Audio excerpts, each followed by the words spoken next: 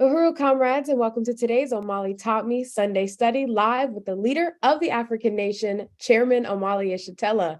The theme of our discussion is Hands Off Uhuru, All Out to the Black People's March on the White House, which is taking place this coming Saturday, November 5th in Washington, D.C., and we will tell you more about how you can learn about this event, how you can get connected to it and participate at the march. But I'm going to say right now to register at blackisbackcoalition.org to march on the White House November 5th. So this study will happen in the form of a panel discussion featuring comrades and leaders involved in anti-colonial struggles on various fronts. Joining Chairman Omali Yeshitela will be African Socialist International Secretary General Luwezi Kinshasa, Secretary General Benjamin Prado with Unión do Barrio, Dahoud Andre with the Committee to Mobilize Against Dictatorship in Haiti, or Komokoda, and we hope to be joined later by Ana Lopez with the Frente Independentista Boricua. This discussion will contextualize the recent FBI attacks against the Uhuru Movement, revealing the desperation of the colonial-capitalist system based on the continued anti-colonial resistance roiling every surface of the earth.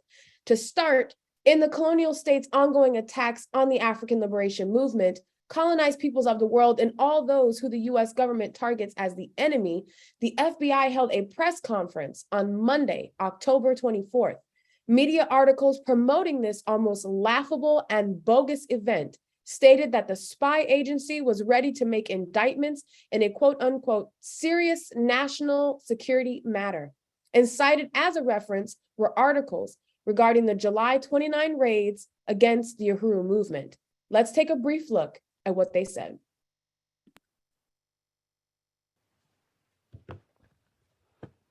Good afternoon, and thank you, Mr. Attorney General. The Department of Justice will not tolerate threats from a foreign power to the rights of Americans or to our nation's institutions. As the Attorney General has laid out, the cases unsealed today take place against a backdrop of malign activity from the People's Republic of China that includes espionage, harassment, obstruction of our justice system, and unceasing efforts to steal sensitive U.S. technology. In the words of our intelligence community, China seeks to be a major power on the world stage and to challenge the United States in multiple arenas.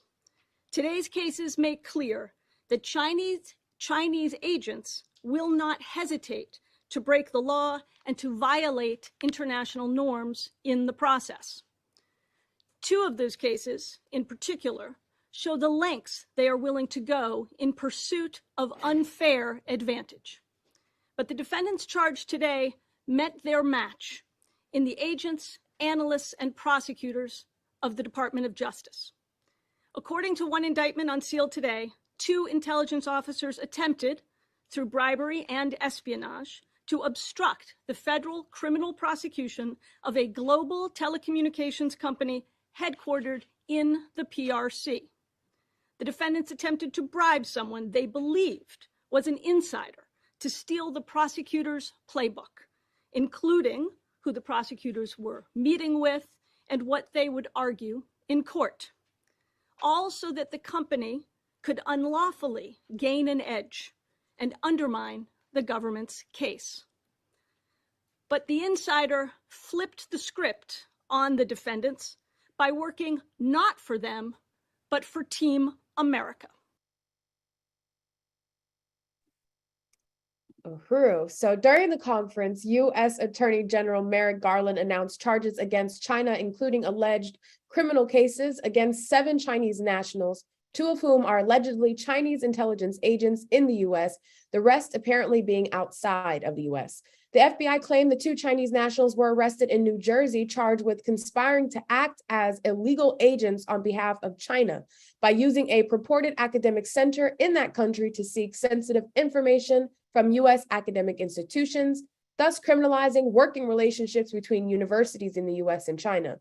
This comes about 3 months after the July 29 raids by assault rifle-toting FBI agents on 7 offices and homes of the African People's Socialist Party, including Chairman Omali Yeshitela's home in the most impoverished section of St. Louis.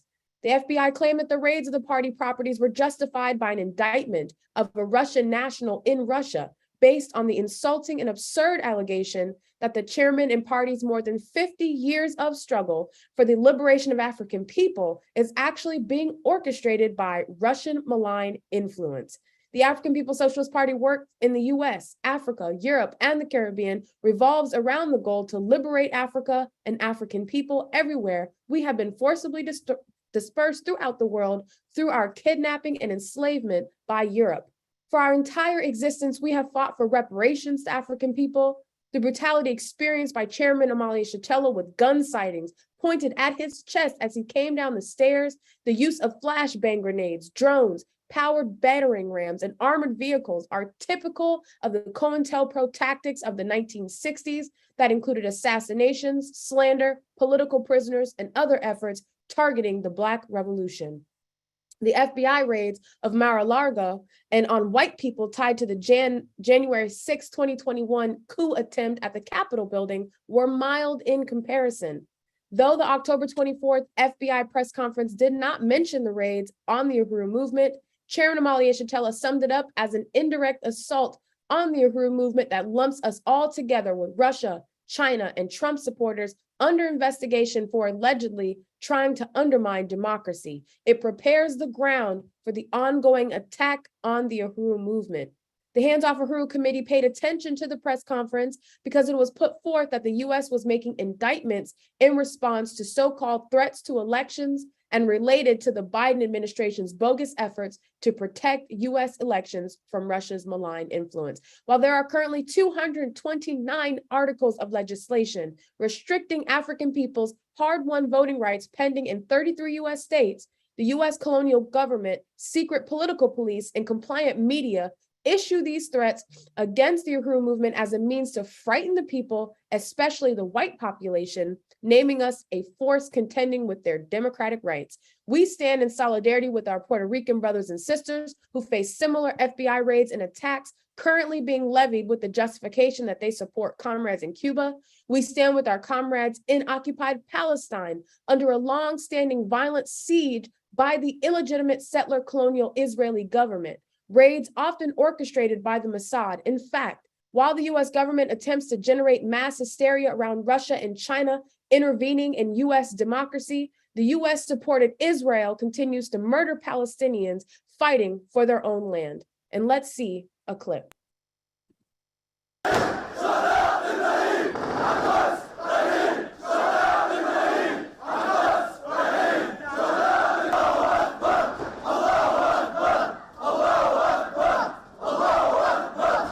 هذا جرائم قتل، ولا هم واضح أن يستغلوا حتى حالة انشغال العالم بالحرب في روسيا وأوكرانيا، وجاءوا يذبحوا الشعب الفلسطيني، ولكن الشعب الفلسطيني لن يهزم.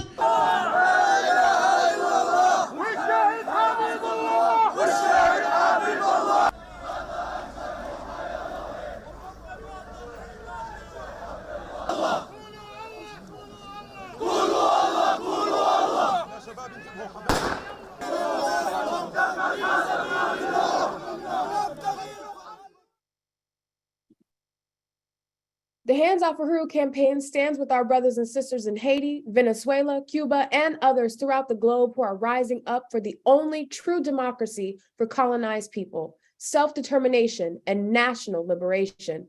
To all freedom-loving people in the US and the planet, we say join the Hands Off Uhuru, Hands Off Africa counteroffensive, defend the right of Black people to fight for the liberation of Africa and African people in unity with all the oppressed and colonized peoples on the planet. And we are calling on you to shout this demand along the route of the Black People's March on the White House happening November 5th. So Uhuru, to open this discussion up, I'd like to bring up the leader of the African nation and the worldwide African revolution, Chairman Omali Yeshitela. And we'll start, Chairman, by asking first, asking you to help deepen what we witnessed in the FBI-led October 24th press conference, especially as it relates to their attack against our party. Uhuru, Chairman.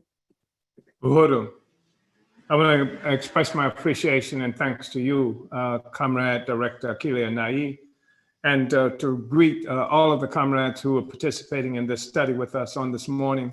And that means not only the people who will function as panelists, but all of you who are otherwise participating, members of the African People's Socialist Party, Uhuru Movement, and just others who share the same kinds of concerns and looking for answers to the same questions that we are as a colonized, oppressed population. First of all, I think that you've summed up most of the things that are significant about the October 24th press conference that was held by the Justice Department. It was an extraordinary press conference, especially given the kind of attention given to the press conference before it was held, notifying the media and anybody who would be paying attention to these kinds of alerts that this press conference was occurring. It promised to be a dramatic occurrence that would be revelatory in terms of what it would expose about attempts by foreign government to interfere in the elections and the pristine democratic process of the United States government with its institutions and things like that. Instead, what it turned out to be was an instance of public self-aggrandizement by the intelligence organizations of this country, that is to say, the United States.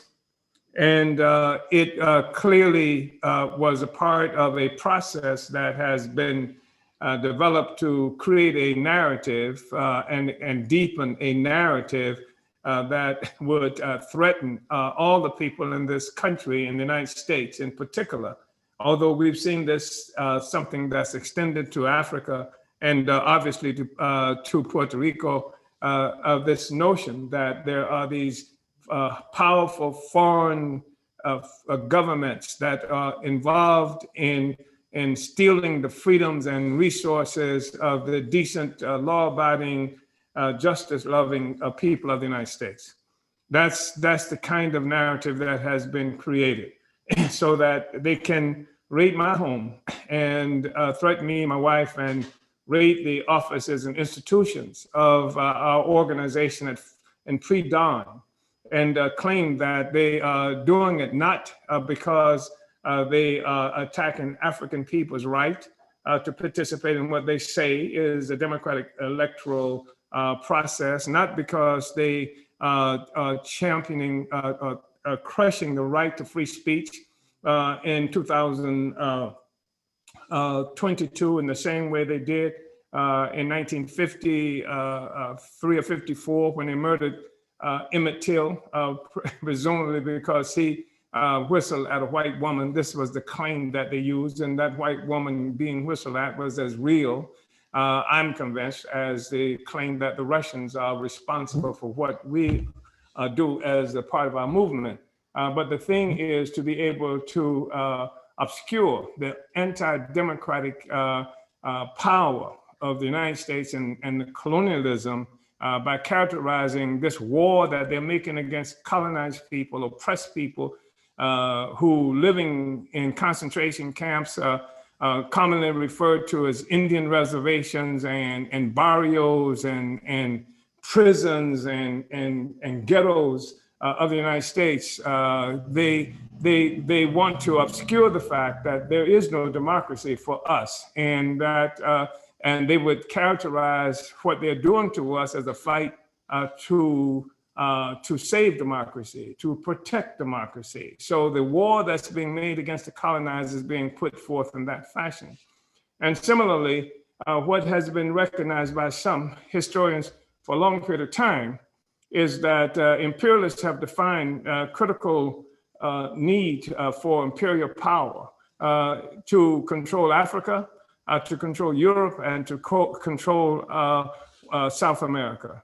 And right now, the United States government is involved in an existential crisis. Part of this crisis is domestic, and everybody's experiencing, and there are two sectors, contending forces inside the United States domestically who are fighting either to preserve their power or to achieve power. And that was something that was made manifest sharply on January 6th when mobs of white people attacked the electoral process in this country by invading the Capitol, actually defecating on the floors of the Capitol, chasing the Vice President of the United States through the hall, threatening and calling verbally calling to hang him. This is one expression of it. And then anybody who is familiar with what's happening subsequent to that time, and although it may be under the radar for many people, would be aware of the hundreds of pieces of legislature that's being promoted throughout the United States to prohibit or limit or the rights of African people to participate within the electoral process. One, that Black people died more than anybody. Black people, African people in this country died, leaders assassinated, children bombed, and things like that for the right to participate.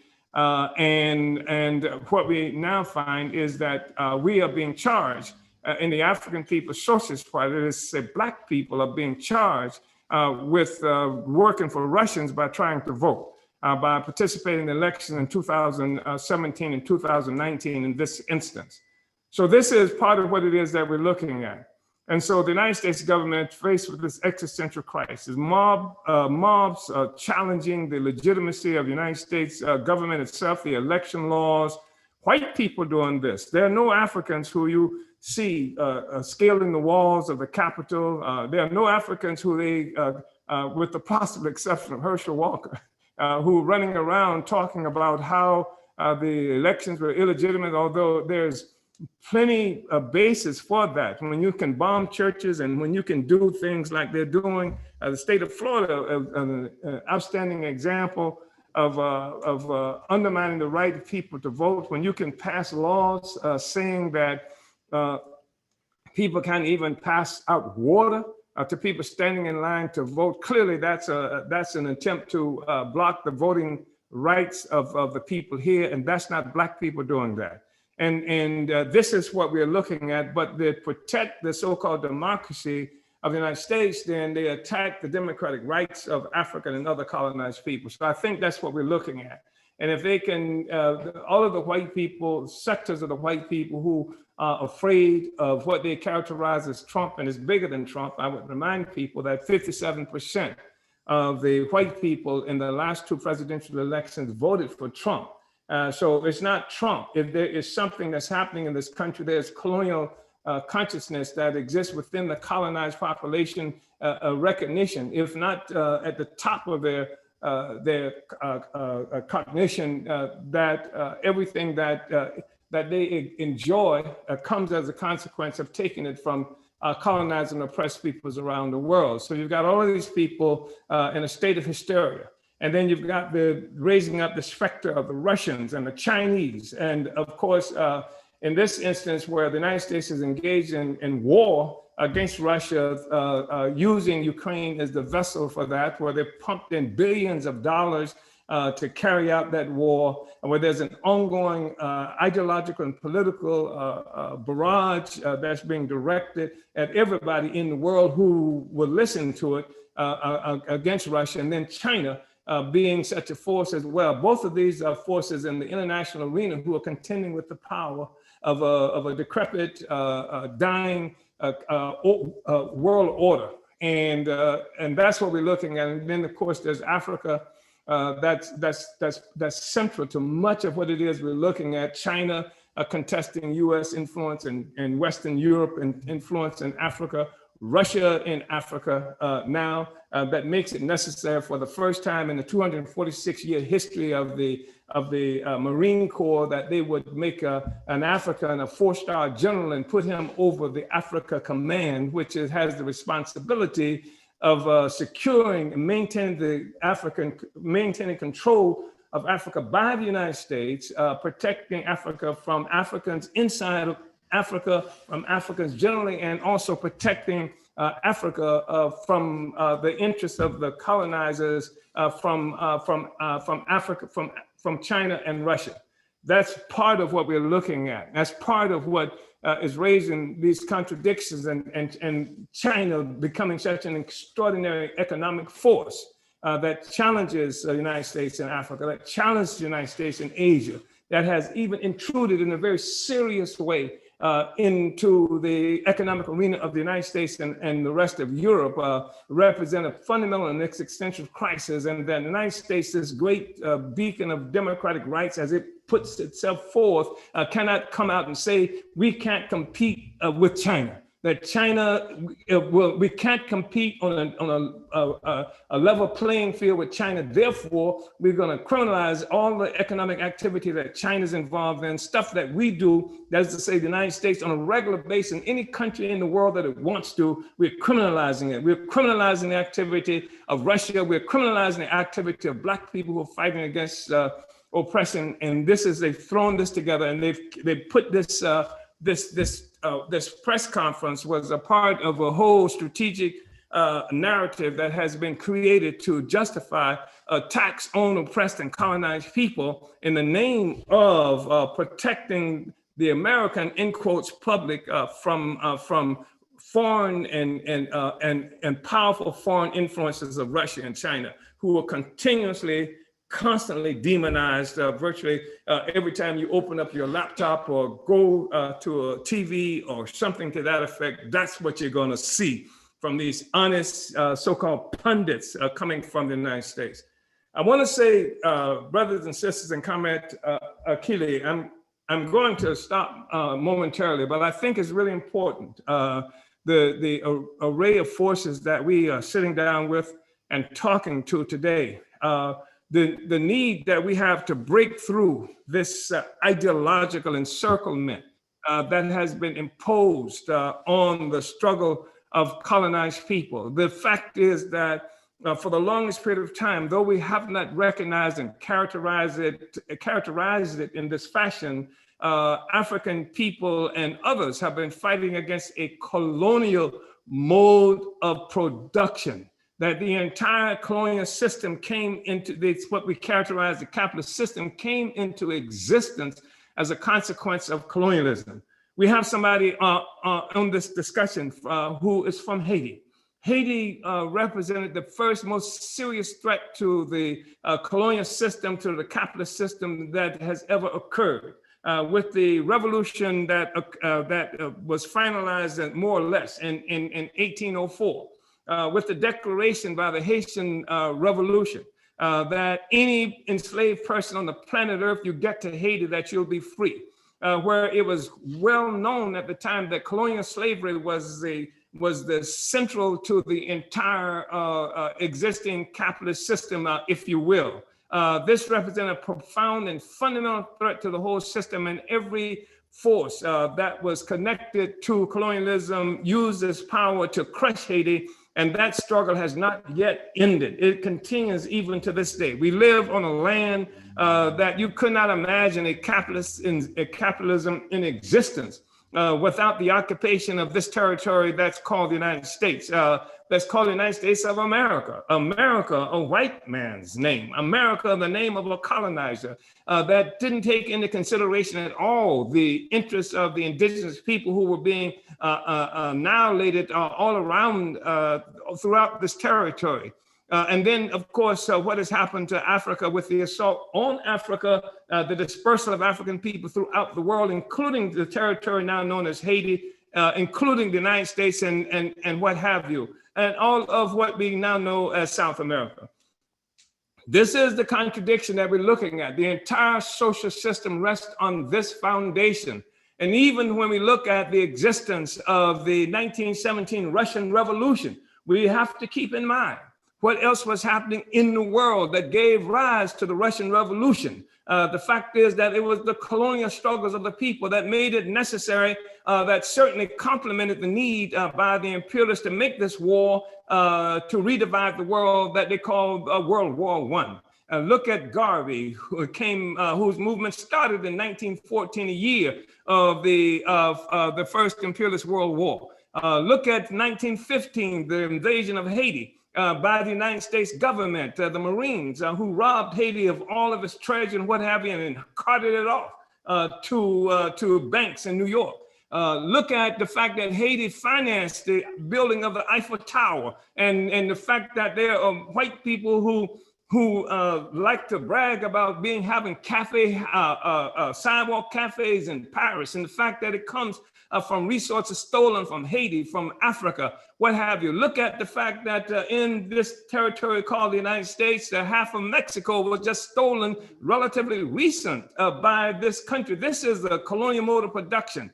The colonial mode of production that made it necessary to do a whole bunch of stuff. So in 1966, we saw a Tricontinental Conference occur in Havana, Cuba, where colonized people all around the world, more than 80 some odd countries represented there, more than 300 delegates, following up on Bandung Conference in 1955 that happened in Indonesia. But this one happening in Havana, and this one having a much more dedicated and what some people characterize as radical connection that not only talked about fighting against colonialism, but talked about revolution. 1966, this occurred. Che Guevara wasn't there in Havana because he was in Bolivia, but he sent a letter. 1967, Che would be killed.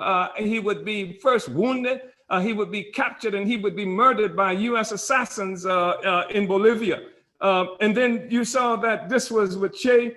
This was this magnificent movement that the Tricontinental Conference that created the OSPAL, this organization of solidarity with peoples of Africa, Asia, and Latin America. You saw 1963, they overthrew Nkrumah. In 1960, they had murdered Patrice Lumumba.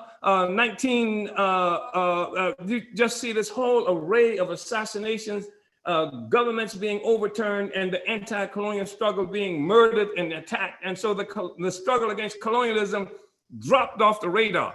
And what has happened instead is the battle for rights that for white people, sometimes characterized as anti-communist or communist movement, leftist movement, etc., has obscured the fact that the entire system rested on the foundation of colonial domination of our peoples. And so that's part of what I want to say, and that's part of the significance of this facade that they had on October 24th for the Justice Department protecting the people of this country. The democratic rights and principles and institutions will attack the democratic rights of peoples from China and living in this country and all around the world.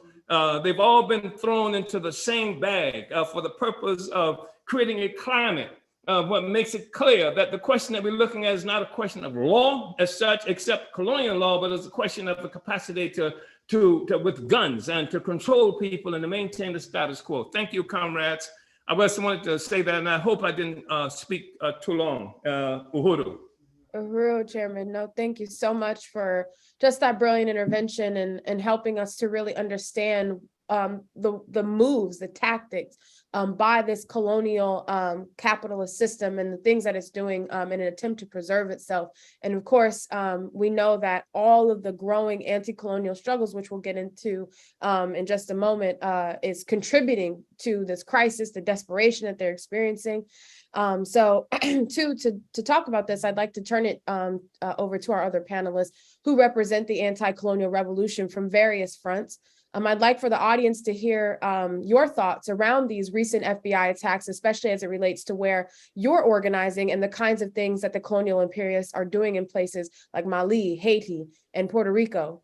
So we're going to, in order, we're going to hear from Comrade Benjamin Prado with Unión del Barrio first, and then we'll go to Secretary General Luwezi Kinshasa, Brother Dahoud, and Sister Ana. So Uhuru, Comrade Benjamin, and to all of our panelists, welcome to Omali Taught Me, and I'd like to hear from you. Poor comrades, on behalf of Unión del Barrio, we are extremely happy to be on this program with Comrade Chairman. We unite with the analysis just laid out by Omali Yeshitela, and as a Mexican liberation organization founded in 1981, it's important for us, as a Mexican liberation movement, to tear the mask off of this so-called farce that is the U.S. colonial system, right? From our perspective, the impacts of not only FBI raids, immigration raids, colonial state raids on our people is nothing new. And if we put that in the context of and the backdrop of what we're living today, I think as Chairman Omali just summed up, the system is in profound crisis. It's cornered. It's like a dog that's cornered and it's weakened. And it becomes very dangerous when a empire is actually in a position of weakness. And it's reflected, right? It's reflected. That weakness is reflected, and its influence is reflected on the fact that peoples the world over have recognized the anti-democratic character and nature of U.S. imperialism. If we talk about this continent, right, Nuestra America, as we refer it, or as we have engaged with our comrades in the South, just this year, in June of this year, the Organization of American States, this instrument of U.S. imperialism throughout this continent, attempted to bring together the heads of state here in the United States, in Los Angeles, right? And it was a consensus that nobody's gonna attend the Summit of the Americas if everybody is not invited, specifically citing Cuba and Venezuela and Nicaragua, who were excluded from this Summit of the Americas. Even though we recognize, right, that the Organization of American States as an instrument of U.S. imperialism, as an instrument to impose the Monroe Doctrine, a doctrine of settler colonialism, the same doctrines that invaded our lands through the concepts of manifest destiny and white power. We know that instrument of the Organization of American States, in fact, creates the conditions for military coups to take place throughout this hemisphere. The example of Bolivia, just in 2019, right, where the United States decided to send its mercenaries and overturn the democratically elected president in Evo Morales. Why? Because he refused to give up the natural resources of Bolivia. Because they are nationalizing those resources in the interest of building socialism in Bolivia, to provide those resources to ensure housing, education, science, and culture benefit the Bolivians. And the United States has no moral authority to talk about democracy when here in this country, right, our peoples are held in detention centers we characterize as concentration camps for the purpose of profit, right? When we talk about working people from our communities being detained in arbitrary detentions, in all forms of persecution by immigration authorities, detaining indigenous peoples that have been here for millennia, and yet we are held in these detention centers for profit, held under ransom, thousands of dollars in order to get out, right? And when we're talking about a population, more than 12 million people who have no access to even go to a ballot box, right? And so, you know, the Summit of the Americas, you know, it exposed the wrestling away of the influence of U.S. imperialism in the face of a shifting world economy, right? A shifting world where now we have China and Russia that are superpowers, even though the Department of Justice wants to say something along the lines that are attempting to or seeking to become global powers. And that's also indicative that they do not recognize the world in which we live in today, where they are superpowers, where there are other nations with much larger populations than the United States. And I think that that's also important. When we talk about so-called representative democracy or bourgeois democracy, you know, when we talk about levels of population, the United States only represents 4% of the world's population, and yet China represents much more, right? And if I'm not mistaken, something like almost 1/4 of the world's population, if not more. And so I think that those things are really significant to highlight because the United States no longer has the singular global power that it once was as through its vicious, hostile invasions, wars, and occupations that it's done around the world. And how does it attempt to get out of this situation? By invasion, war, and occupation, like it did right after World War II, right? So we recognize that, and we see that this reconfiguration of the world into a multipolar, spheres of influence is the only thing that can bring some kind of equilibrium to this world, because the United States as a global superpower is not only weakening, but it becomes that much more dangerous in its drive to recapture that world domination, right? And we've seen it not only in terms of coups that it's waged against the peoples of Nuestra America, but also the intensification of war and conflict in other parts of the world, whether it be Ukraine, right? Whether it be other small proxy wars that it's carrying out throughout the African continent, throughout this continent. It's wanting to invade and occupy Haiti as a way to create and manufacture this economy around war making. And that's the only way in which it continues and attempts to continue to maintain its stranglehold internationally. And what we see internally, right, is that its influence is also, you know, we're not duped by any of their propaganda around democracy in this country, because we've never experienced democracy in this country, because the elections are completely bought, right? Whatever corporate sponsor wants to put money into campaigns is usually the ones that come out with winning, and we have the choice of Democrats and Republicans do not represent our interests as working class people, and so we have to build our own capacity to have power in our own hands, and that's the task not only today, and it's been the task for a long time, is that we need our own political representation, right? Because what happened in LA a couple weeks ago with the unmasking of the same white power colonial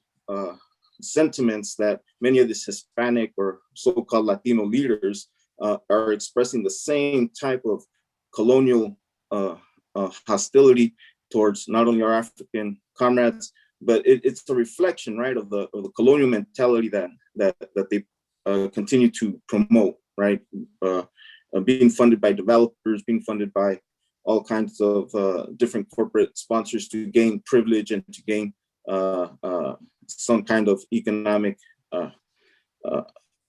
self-interest that they themselves promote. So it's important for us to always be on the side of the peoples, of working class peoples, for our own interests. And that's what is reflected in this historical lines that we've had with African People's Socialist Party, and the importance and need to go and march on that White House to express our unity, hands off the Uhuru movement. Thank you. Uhuru. Uhuru, Comrade Benjamin, thank you so much. And I know that you'll have to go shortly, so I might, just calling you in just a moment after Secretary General Luwezi, you make your contributions. But thank you so much, Uhuru, Comrade Benjamin. SG Luwezi, want to turn it over to you now. Uhuru. I think it's important to say that Comrade Luwezi is in London, Congo-born African living in London now. Uhuru, Dr. Kiri, Uhuru, Chairman, Uhuru, Comrade Benjamin, Ana Lopez, and Comrade Dahoud. Just want to unite first with the overview, the deepening discussion Chairman has made. And where we are now, from Europe, and we're in touch with what's happening on the ground in Africa in reaction to the attack on the party, on the chairman, on the 29th of July, and also in response as far as the war in Ukraine is concerned. As you know, the reason used by the United States is to say we are working on behalf of the Russians, and also in response to the video we just watched regarding the FBI attack on the Chinese citizens in the US. So the first thing I would like to say is that the prestige of the United States, just as much as the prestige of the French, of the British ruling classes, is going down, and Africans can see it.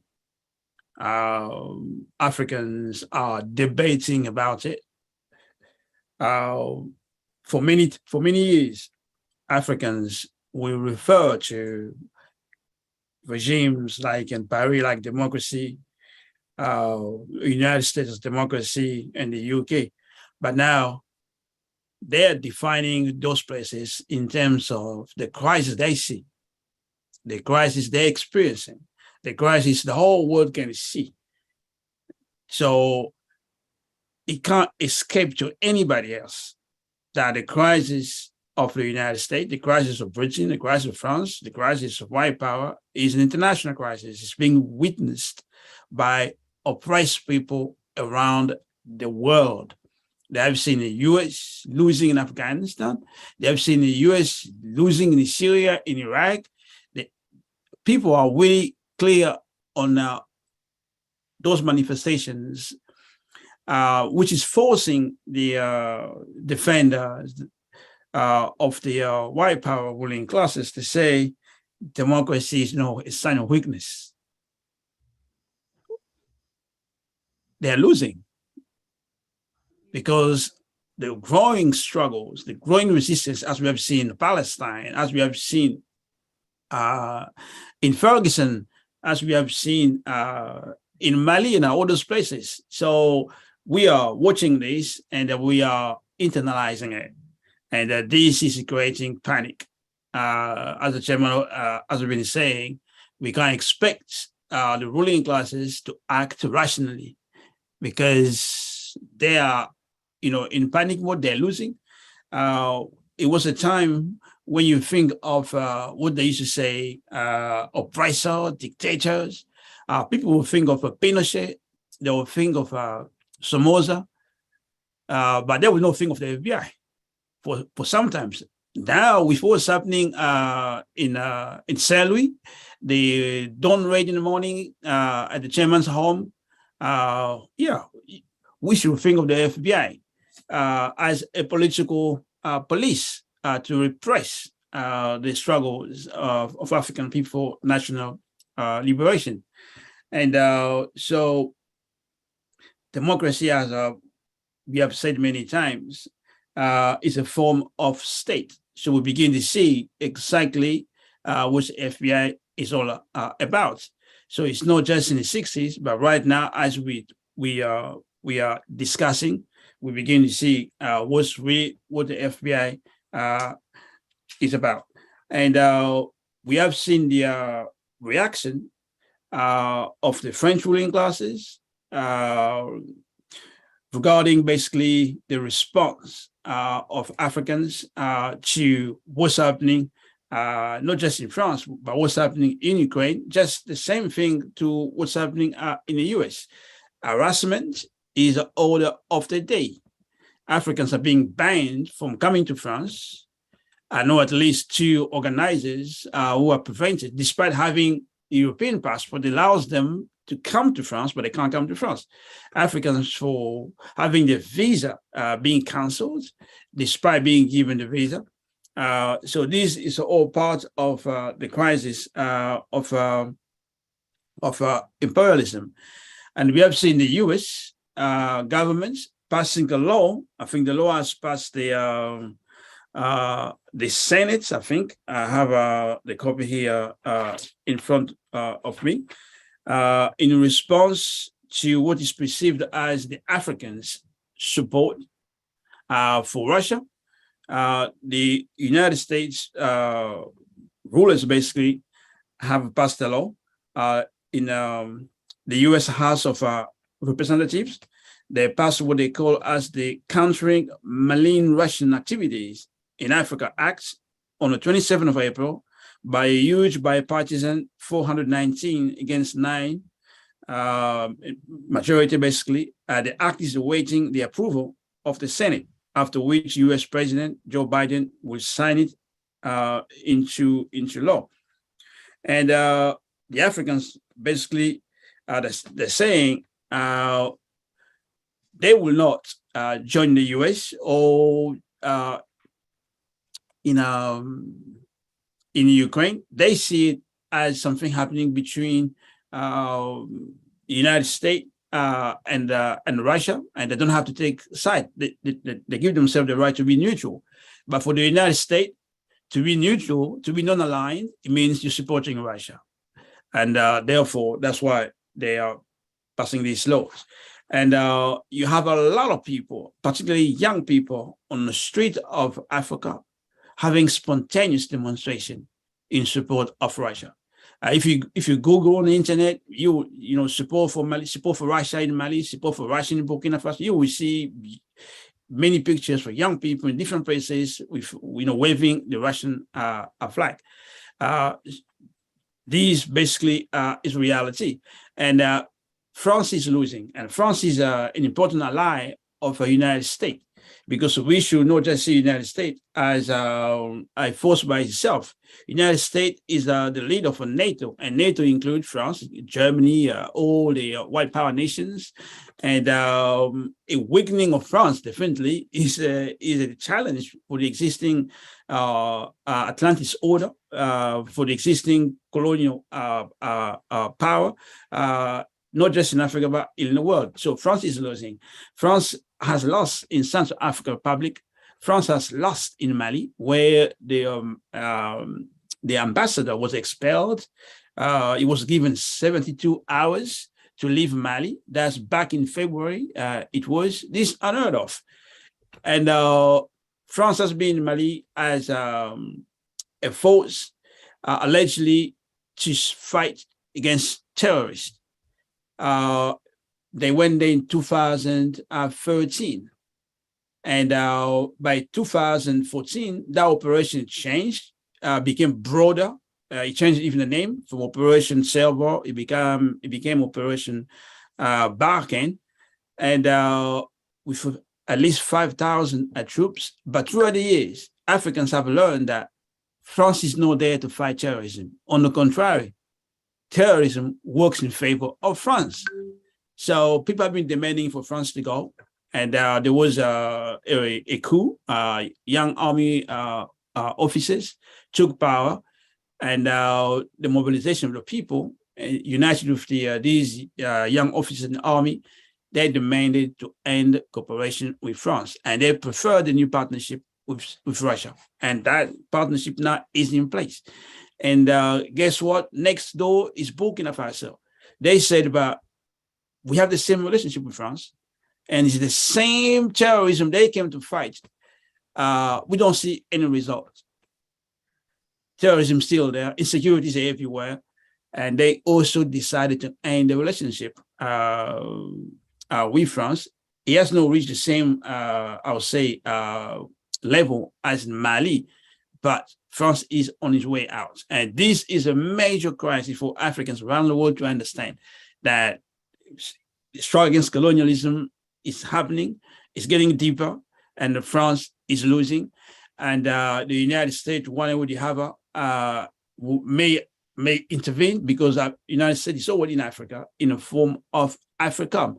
Because when we talk about the FBI as a domestic apparatus, set apparatus to fight African liberation movement and other oppressed liberation movement in the United States, you have the CIA abroad, but you also have AFRICOM. And AFRICOM is a military response of the United States to control African resources. And it's present almost in every single country in Africa, maybe at the exception of Eritrea, but they're almost everywhere. And AFRICOM is in West Africa. AFRICOM is, in Kenya, is in Uganda, is in Rwanda, in all those places. So the attack of our movement by the FBI has led us to raise a slogan. When we say hands off Uhuru Movement, stop the FBI attack on our party, on our chairman, on our leadership, on our institutions. And we also raise hands off Africa, because the reach of the United States Army is in Africa, in form of Africa. So hands off Africa, or hands off Uhuru, hands off Africa really makes sense. And this is part of the struggle. Now we are waging in Africa, in Europe, to win the broad masses of Africans, basically first to unite with the struggle the parties waging right now, but also to understand that every piece, every front we are confronted with in Haiti, in US, in Europe, in Africa, are part of the same struggle to build our movement, to rebuild our anti-colonial movement under the leadership of our party, and also to complete the mission of the African working class, the same mission we have seen in Haiti under the leadership of Jean-Jacques Dessalines, where the African workers took power and overthrew the French rule. That struggle has to be completed. When we say hands off Africa, that's what we are calling for. So these are some of the things I can say. Maybe one more thing is just every time I see the FBI in those images, it just reminds me of what people refer to as extrajudiciary attack or executions, which people often did not associate with the United States. But when you look closely, the Black Revolution of the 60s was defeated like that. Where the FBI, where the police, they became the law and the order. They became the judges and the police, everything. So they decided who to kill, who to attack, and that's something we are familiar with in Africa and Latin America and so on. But that's exactly what the FBI is about. So I just want to show appreciation for being part of this discussion. So, Comrades. Uhuru SG Luwezi, thank you so much. And before we move it to Comrade Dahoud, I want to just bring back Comrade Benjamin for any closing remarks before you have to leave us today. Uhuru, Comrade Benjamin of Unión del Barrio. Thank you, comrades. And I think that it's people's struggles that is going to defeat imperialism. It's going to defeat this colonial parasite known as U.S. settler colonialism, right? And I really appreciate the panelists that are here on this program, and appreciate this program because it provides the political and ideological basis from which we can make revolution. And make no mistake about it, we believe in revolution. We need revolution because the conditions that we live in here today within U.S. settler colonial borders and empire is unsustainable for our peoples. It's unsustainable for humanity, and it's unsustainable for this our planet Earth as a whole, right? And in no uncertain terms that either we defeat this parasite and get it off of the body of humanity, or this parasite will destroy all of us. And so it's important that we unite as peoples around the world, as anti-colonial people who have suffered the consequences of this colonial empire, that we unite, because we are more than they are, and that's and numerically, and we have a responsibility to our future generations to make sure and ensure that they do not have to bear the same oppressive conditions that we and our peoples have lived in this past, since the existence of this beast, right? So we unite. Thank you, comrades, for the invitation, and we hope to see you very soon in unity and in that march on Washington. Uhuru, Comrade Benjamin, thank you so much for joining us today. Comrade Luwezi says, Uhuru, Comrade Benjamin Prado, that was a powerful statement. Solidarity in the struggle. We are winning. We will win. Uhuru. So to keep on with this discussion, I want to bring up Comrade Dahoud Andre, who is coming with us from the organization called Komokoda, which is the Committee to Mobilize Against Dictatorship in Haiti. So Uhuru, Comrade Dahoud. Greetings to the family, Sister Director Akile, Brother Omali, the family who's here with us today. We are very happy to be speaking at this important forum. Omali taught me, and we believe that it's very, very important that the African People's Socialist Party does this as a way to counter the propaganda of the enemy, to teach our people, because it's absolutely, absolutely necessary to counter their propaganda. So we want to start by honoring our fallen heroes.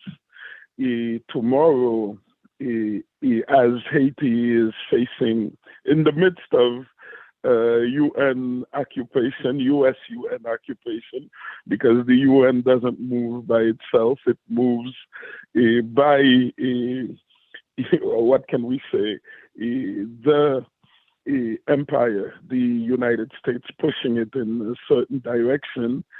We have to honor Charlemagne Péralte, who was a revolutionary leader who opposed the first U.S. occupation of our country, 1915 to 1934.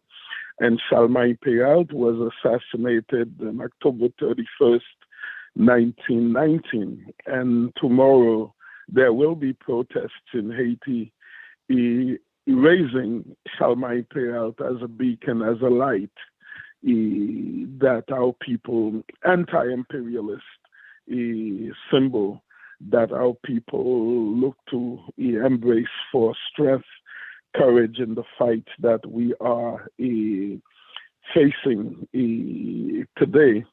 And this month we did an event together in New York, in Harlem, together with the International Campaign Justice for Sankara, to honor Brother Thomas Sankara, who was assassinated of the Burkina Faso, October 15, 1987. At that event, we honored Henri Christophe, the second leader of our country, who fell October 8, 1820. We honored Che Guevara, who fell in struggle October 9th, 1967. Certainly Jean-Jacques Dessalines, and we thank our brother from the Congo, Luwezi, who just mentioned Jean-Jacques Dessalines. Jean-Jacques Dessalines is actually the founder of our country, the liberator.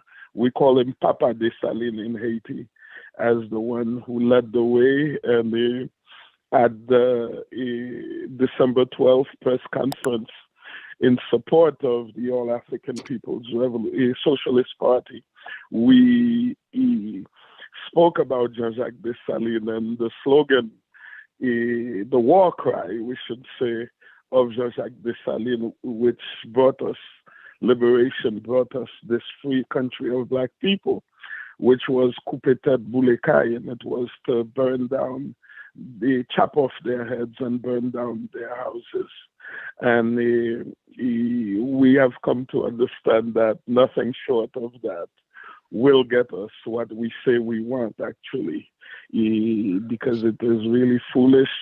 It is a waste of time. It is a farce to sit down with this enemy that swears for our destruction. And we also, at the event, honored Brother Maurice Bishop, who was assassinated October 19th, 1983, and Samara Machel, who was assassinated October 19, 1986. So we have many, this is just some of them, certainly, but who fell in October. And we have to take strength from their work and the way they did what they did to push us forward.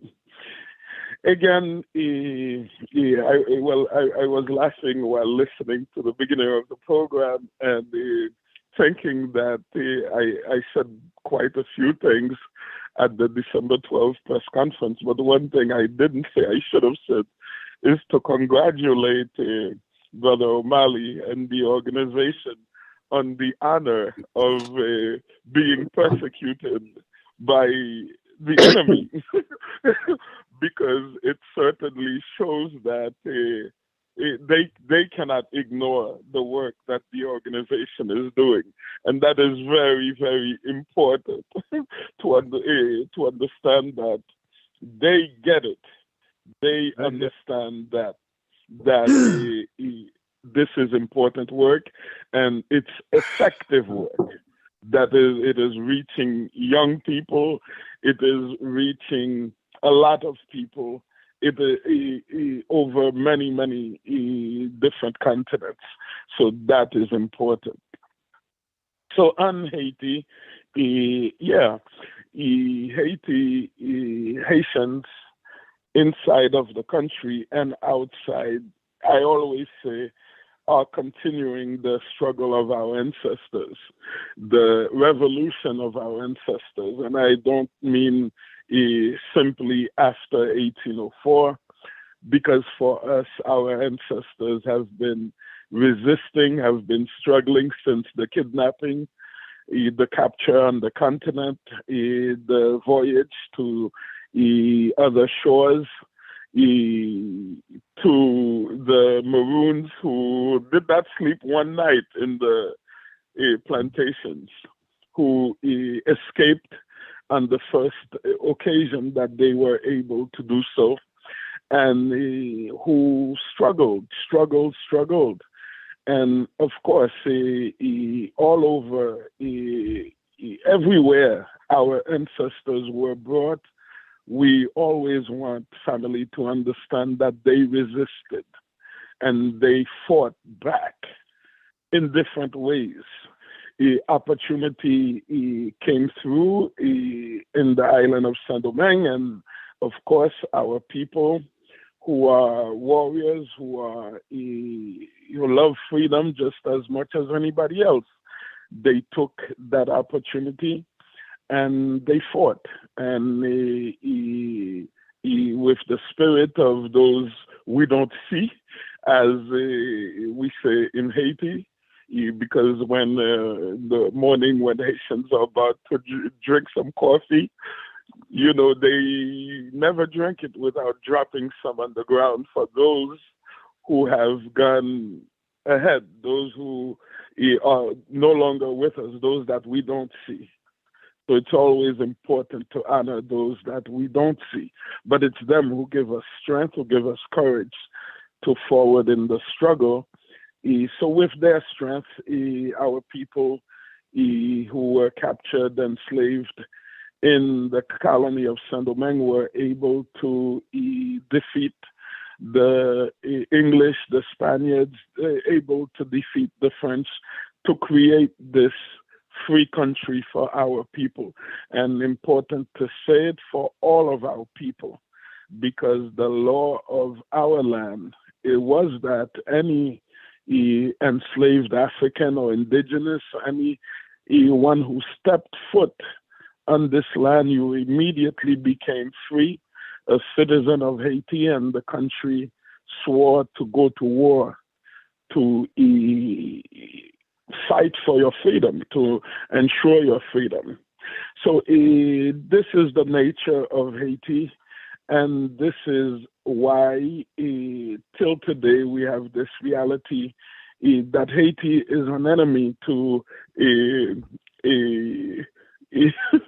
to empire, to the enslavers of the world. Then Jean-Jacques Dessalines in the Declaration of Independence, which I hope family will pick up, the book of Brother Jacob Carruthers, Irritated Genie.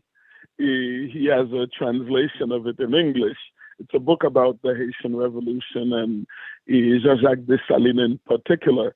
And he emphasizes this point. He says that, forever, for time to come, the partisans of injustice will never utter the name of Jean-Jacques Dessalines without cursing the day that his mother gave birth to him, because he took away the slavery thing that the children and our children's children will not know, this unimaginable pain and the thing called slavery. So what's going on in Haiti right now is just a continuation of that. The enemies of our people are still running the world, and they're still doing what they did back then in another form, and our people as well are fighting, continuing the fight of our ancestors. So when you hear like the empire and its minions in the media talk about there's a crisis in Haiti, you should laugh. You should just smile at that, because they didn't say there was a crisis like a few years back or a few months ago when everything seemed calm, when it was the SO reality that the clown Donald Trump spoke of, when the workers in the factories are getting like something like $3 a day, when Haitians are dying in the waters trying to get somewhere else, in the jungles, the Darien jungle in Panama, trying to find a better life for themselves and their children in the Mona Passage between Dominican Republic and and Puerto Rico, or I should say, facing humiliation in the Dominican Republic, in the Bahamas, or in the United States. There's no crisis then.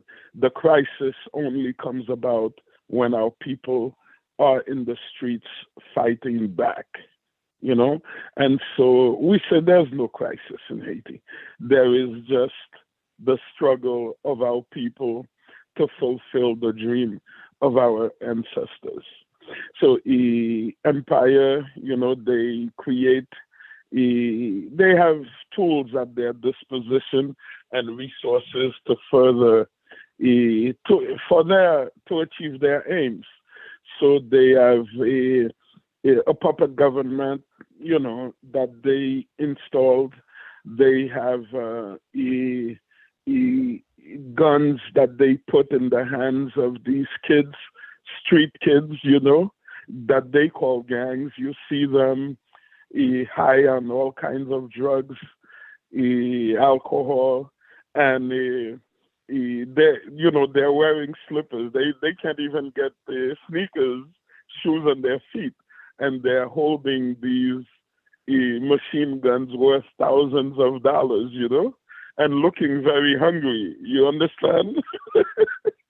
and yet, they are killing their brothers, their sisters, their family, they're kidnapping, they're doing all of this, And I want family to understand that this is a creation of the enemy. This is just another tool that the enemy is using to achieve its ends. You hear that there's this one who's really, really bad, who's holding the country hostage by taking the ports, the fuel terminals, and it's all a big joke. Because this is a little clown, a little puppet of the United States. His name, Jimmy Cherizier Barbecue, they call him a little clown, little puppet of the United States. The federation of the gangs, something that's called the G9 that supposedly he runs, that is something that the United Nations encouraged. Helen Lalim, who's the representative of the UN Secretary General Guterres in Haiti, encouraged the Federation of Gangs because she said that would reduce crimes in the popular neighborhood.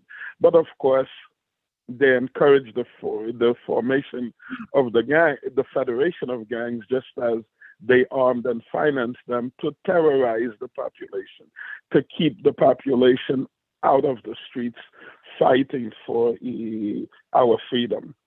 So this is a little clown who is not able to take over the neighborhood that he's from because the people resist.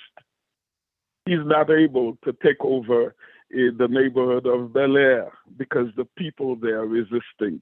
In Cité Soleil, they ended up a couple of months ago killing, like, the UN says 500 people, but we will never know because they don't, it's like a roach or a fly who dies, so we will never know. He couldn't take over Cité Soleil, but now they want you to believe that he's holding the country hostage and they have to have an intervention, a military intervention to stop him, to get rid of him. But it's a joke, because what did they do? And certainly we oppose that. They wanted to get rid of General Soleimani of Iran. They sent a drone, And with this guy who has no passport, who has no bank account, he has no assets, as they call it. In Haiti, we said he only has an assiette, which is like a plate to eat his food on, but no assets, is they put sanctions, travel sanctions on someone without a passport, economic sanctions on someone without a bank account, So they're jokers, you understand? They are trying to pretend something that is just a bad joke. So our people understand, and our people, we fight on. And we call on, because every time you speak, people say, what, should people who support Haiti, who want to support Haiti do? Well, what needs to be done for Haiti is the same thing that needs to be done for the struggle of the Puerto Rican people, for the struggle of the people in the Congo, in Burkina Faso, everywhere around the world. You understand? There has to be a revolution over here. This imperialist government, with its knee on the back of the peoples of the world, sucking the blood out of everywhere, it needs to no longer exist. And it's people, that's not going to happen by writing a letter to your congressman. That's not going to happen by, what can I say, by giving $10 or $100, to some kind of, I don't know, to think that you're sending some kid to school in Haiti, or you're feeding, a child without a mother, whatever, that empire offers people as possible solutions for the problems that it creates. It will happen when, empire is no longer on the backs of the people, sucking the blood of people around the world. And it's the primary responsibility of people in the countries that are doing this to make it stop. France Afrique, it's benefiting not just, the French oligarchy government. I mean, the people who are there get some kind of benefits. Like the United States over here, we have to understand, as Sweet Honey in the Rock says, our hands are not clean. When we know the conditions that these products are made, are brought to us, and we rush to department stores, Target, Old Navy, and buy them at 20% discount. You understand? So this is the message that I would like to leave the family with, and I'm happy if there are any questions later on. Thank you, family. Uhuru, Comrade Dahoud, just want to appreciate that very powerful contribution that you've made. And we have one more panelist before we come into like a wrap up in our announcement section. And that's Comrade Ana Lopez with the Frente Independentista Boricua. So Uhuru, Comrade Ana, welcome to the program. Uhuru. Thank you so much for inviting me to be part of this wonderful discussion. I find it to be a continuation of the discussion, because on Friday in East Harlem, we had a panel similar to this. In the People's Church is a church that was in the 70s taken by the Puerto Rican diaspora. The Young Lords liberated the space for the people, for the community. And so we're recapturing that legacy and restoring power to the people. So we had our Comrade Oronde Lalumba Shakur speaking on behalf of the Uhuru Movement in that activity. It was wonderful, well attended, and it was rich in political content. And the topic of that particular discussion was how United States is now trying to criminalize solidarity. And this is what we're confronting in Puerto Rico now. The Puerto Rican people have been a people of solidarity to all the movements around the world. I know we have Comrade from Haiti speaking. Puerto Rican people participated in the wars of liberation led by Simon Bolivar, and it was the Haitian people, the first African republic in the New World, that aided Simon Bolivar in that revolutionary process that liberated 5 countries in South America. It was the Haitian people that carried the banner of freedom for all our people in the Americas. And if it hadn't been for Haiti, Simon Bolivar would not have been able to wage that war of liberation, because it was Haiti that provided the arms to wage that war. So we are grateful to the Haitian people and their struggle to maintain that banner of freedom that they forged in 1804 for all of us in the Americas. So, so I want to talk to you a little bit about Puerto Rico and how the people in Puerto Rico have been waging a revolutionary process to rid U.S. colonialism in Puerto Rico. Puerto Rico is a classical colony. First, we were a colony of Spain for 400 years, and then we reached an agreement of autonomy, and it only lasted 11 months when the United States invades Puerto Rico on July 25th of 1898. And it took Puerto Rico and made it into a colonial regime, a military colonial regime. They say they have carried the banner of democracy and freedom. And what we faced in Puerto Rico was a military regime run by the President of the United States, and every 4 years, who ran the country was a military head of the United States. It's not until the 1950s that the proposition of election is brought forth. But again, it was a farce, because the United Nations was pressuring the United States to submit reports on a yearly basis on their colonial territories. And so they created this farce of Estado Libre Asociado. And if you even look at those words, Estado means state, libre means free, and asociado means associated. Puerto Rico is not a state, it's not free, and it's not associated. Puerto Rico is under the Article 3 territorial clause of the US Constitution. We are an unincorporated territory, and thus a possession of the United States. And the United States has done everything in their power to destroy us as a people, committing acts of genocide, mass incarceration when there has been resistance, killings, and so forth. So our experience with the United States, since its illegal entry and occupation of our country in 1898, has been atrocious.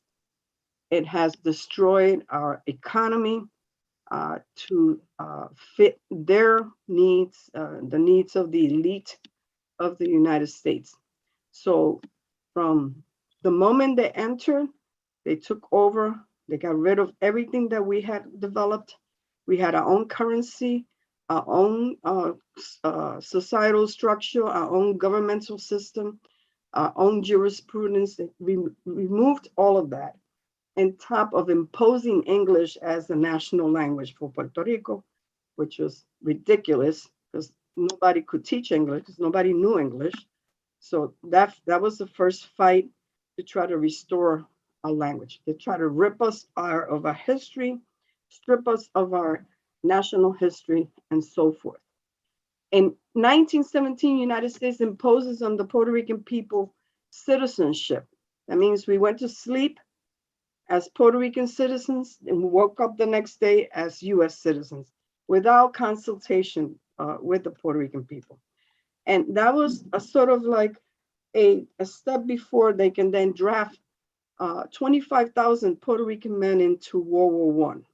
So, and then we were in the front lines of that war and became cannon fodder. You know, we were killed off in the process. If you look at Puerto Rican people in all the wars the United States has put us in, we have been killed at a disproportionate number, and we have served in a disproportionate number without recognition. It didn't matter that you didn't know how to speak English to fight for this country in these wars.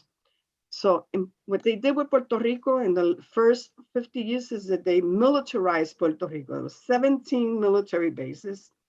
and then used the island municipality of Vieques for 60 years as a place to play their war games. And then they rented the island of Vieques to the NATO nations so they can come and do their war games as well, practice their war games. So the people of Vieques, Puerto Rico, were subjected to this incredible ambience of war and being killed, you know, and still the island is filled with ammunition and so forth. And it was not until the 2000 that the Puerto Rican people said enough is enough and waged a resistance movement that got rid of the Navy out of Vieques, although their influence is still there, but their presence is not there. But it was the people's fight to get rid of that. So the Puerto Rican people have been fighting against the injustices of the United States since its illegal occupation since 1898. Now, I just want to say in terms of this FBI, we have experienced FBI repression since the 1930s, when the nationalist movement became an alternative for the Puerto Rican people.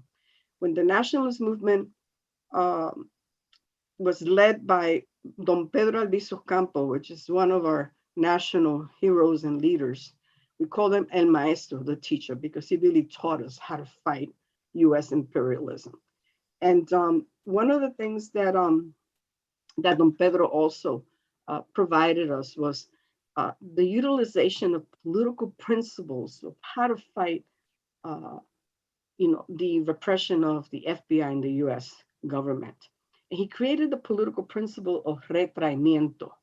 Retraimiento meant that you do not collaborate, you do not cooperate with any of the institutions of the United States in Puerto Rico or any of the orders, and that was a way to resist that type of abuse. And the first person to utilize the retraimiento was Juan Antonio Correger. He was the Secretary General of the Nationalist Party. He was subpoenaed by the FBI to provide the list of all the names of the members of the Nationalist Party. And Juan Antonio Correger said, no, man, I'm not going to do this. You know, I have integrity. These are my comrades. I'm not going to reveal who they are, because they knew that the reason they wanted the names because they were going to get incarcerated. So he refused to collaborate. And for that, Juan Antonio Correger was imprisoned and sent. He was held in contempt of court, and he was sent to prison in Atlanta, Georgia. But standing against the FBI was the way to follow. So they used the same thing, retraimiento, when they were drafting Puerto Rican people to go to war. And one of the things we say, you do not speak to the FBI. You don't even give them the opportunity to say a word. I'm not going to open the door. I'm not going to speak to you. I want you out of my face. And also, you know, you can say, go to hell. We don't want you here.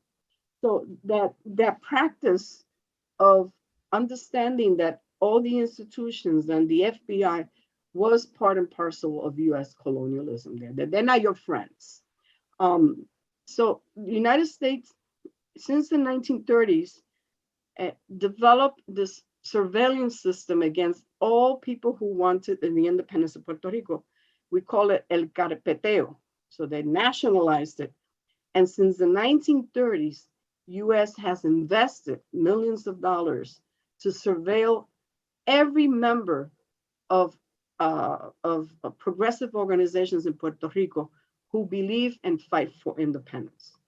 And those archives and those files have been released, and people were able to read that and so forth. And they were released in the 1990s. And we have it in, some of them are in the Center for Puerto Rican Studies in CUNY in New York, so people can go and look at them. And you could see even how they try to pin people against each other. They all the tricks that they utilize to harass and also pin people against each other. So it's really interesting, all the different strategies that they use to dismantle the Puerto Rican independence movement. But another thing that they did, they also implemented in Puerto Rico, similar to the Smith Act that was used here in the United States against the Communist Party. It was called the Ley de la Mordaza, the gag law. From 1947 to 1957, the law made it illegal for anyone to speak about independence and illegal to have this flag that you see behind me. So anyone who had the Puerto Rican flag or spoke about independence would be incarcerated and with a 10-year sentence. This is what happened in Puerto Rico. So everyone from the Nationalist Party, and anyone who spoke about independence or had the flag, because they criminalized the flag and the independence movement, was incarcerated. So there was mass incarceration. So in response to this repression, the Puerto Rican people waged a revolutionary process against the United States. So in the town of Jayuya, which is a mountain town, the people from the Nationalist Party took over and declared the Second Republic of Puerto Rico. And how United States responded to that, they bombed the town with US Air Force. They bombed the town of Jayuya and Utuado to quash the revolutionary process. But in response to that, part of what United States did, it altered our economic system, and it forced the migration of Puerto Ricans from Puerto Rico into the States. Right now, in the United States, there's 6 million Puerto Ricans. In Puerto Rico, there's 3 million.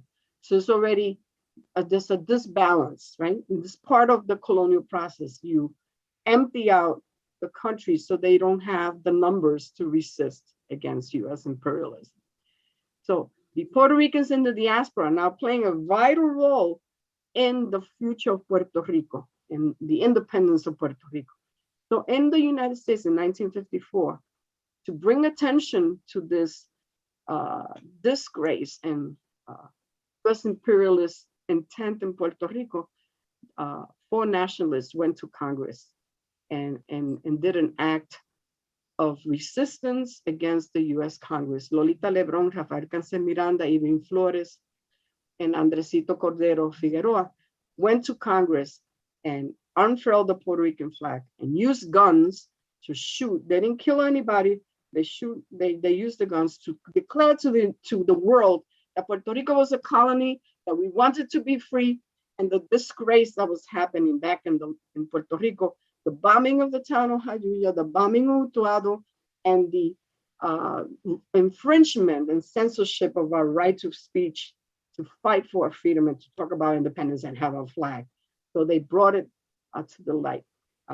As you know, they were, given lengthy sentences. They were not allowed to have any family visits for 15 years. They were isolated. They were trying to destroy them inside the prison system, but they did not succeed. In fact, these 4 nationalists became the heroes of Puerto Rico, these freedom fighters, and that launched a whole campaign for even a fervor. The fervor of the independence movement was heightened by these brave freedom fighters that risked their lives. When they left New York to do this act in Congress, they did a one-way trip.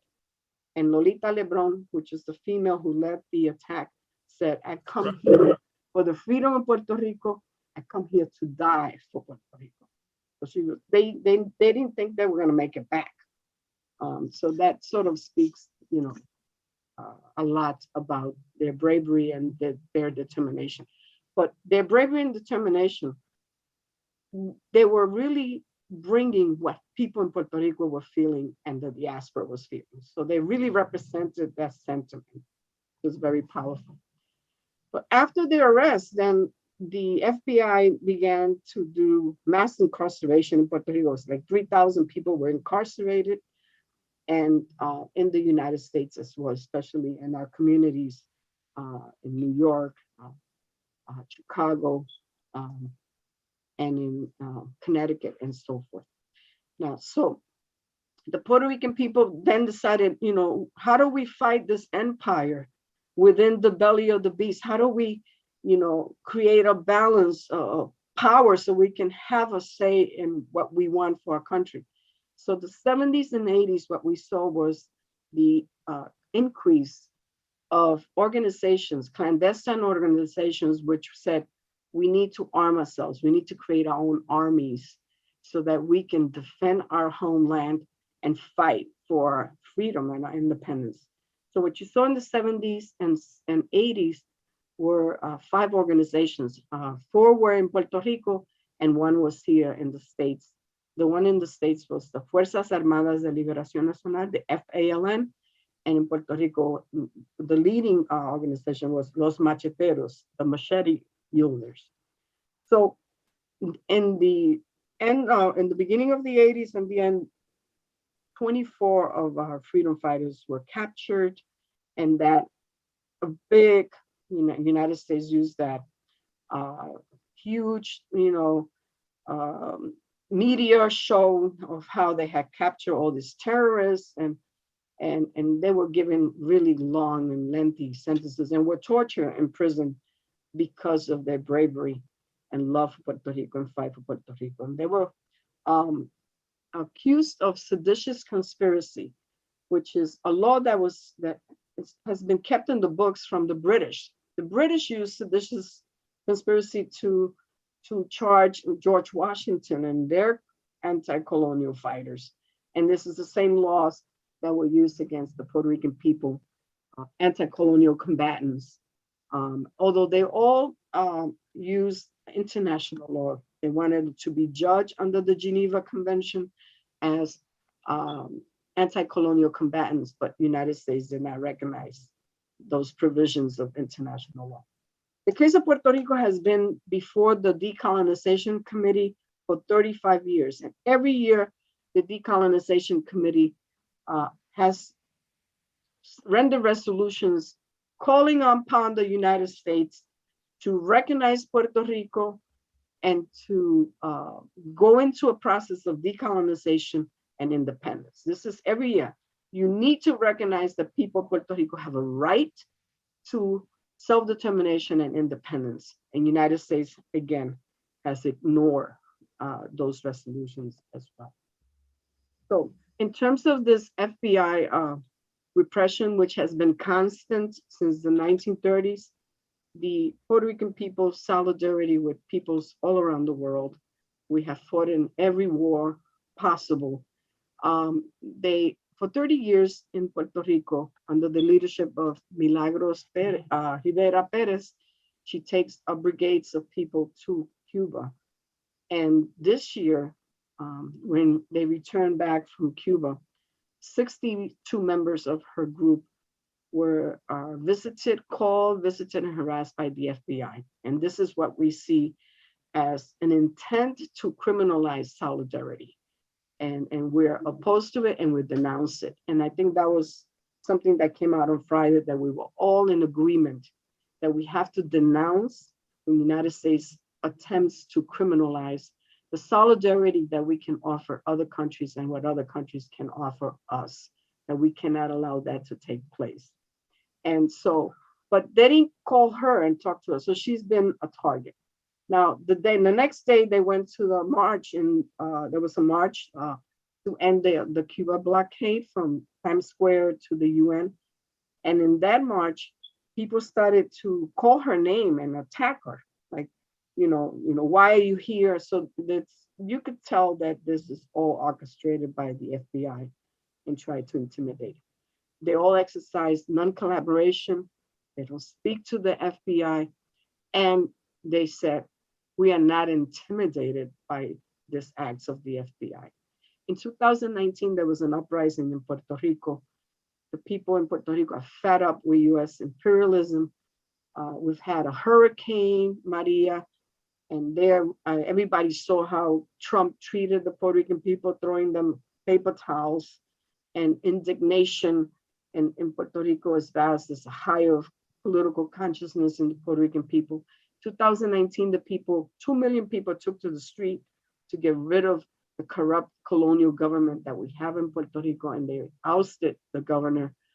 And one of the things that's so interesting is that their chant was Somos más y no tenemos miedo. We are more and we're not afraid. That was their chant. So the Puerto Rican people have raised consciousness that in numbers, this unity, this power, they have that in their consciousness.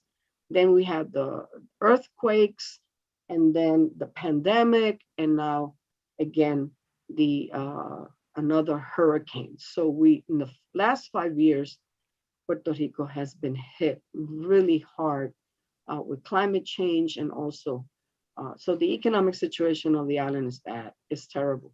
And this has forced another migration. And after Hurricane Maria, 500,000 Puerto Ricans left the island.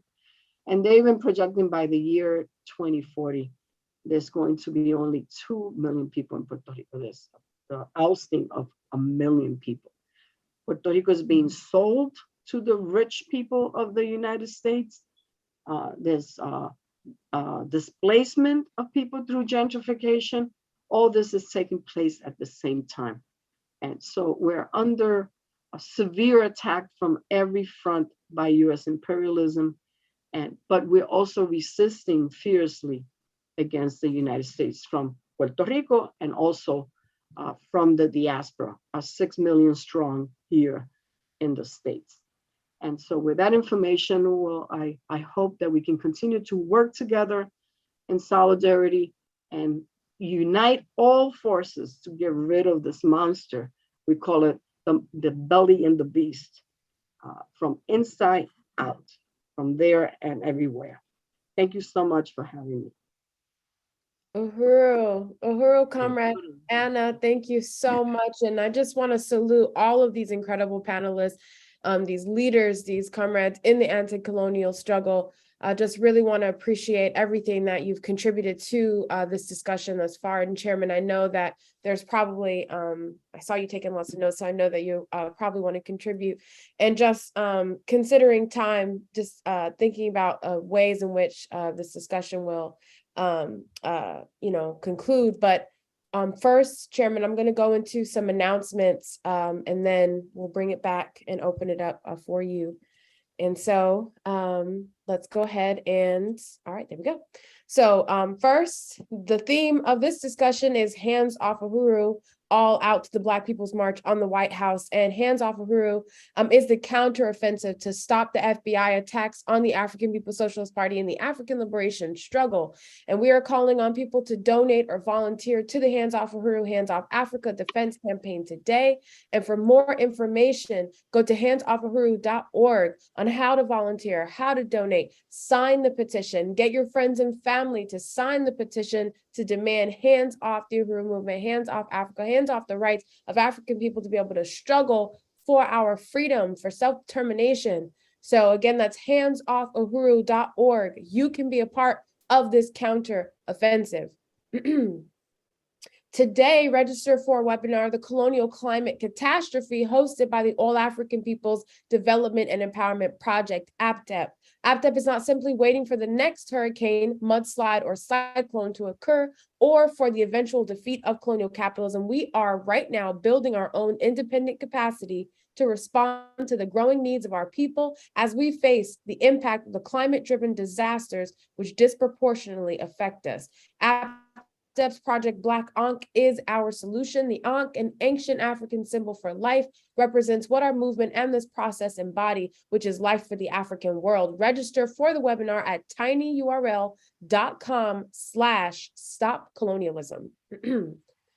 And on November 5th and 6th, join the Black is Back Coalition for the 14th annual Black People's March on the White House in Washington, D.C. And you can register at blackisbackcoalition.org. And just to lay out kind of the itinerary for this coming weekend. So Friday, November 4th, there will be a pre-rally at St. Stephen and the Incarnation Episcopal Church. Forgive me for mispronouncing that. 6 p.m. to 8 p.m. So that's Friday, November 4th is the pre-rally. Saturday, November 5th, 11:30 a.m. we'll rally at Malcolm X Park. And the march begins at 2 p.m. to Lafayette Park.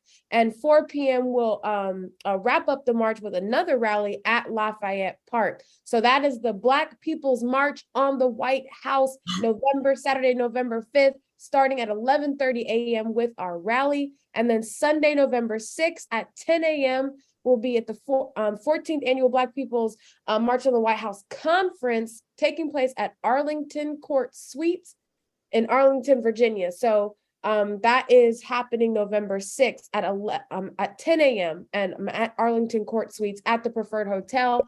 So again, register at blackisbackcoalition.org or call 786-505-9859 for more information. All out to the Black is Back, Black People's March on the White House.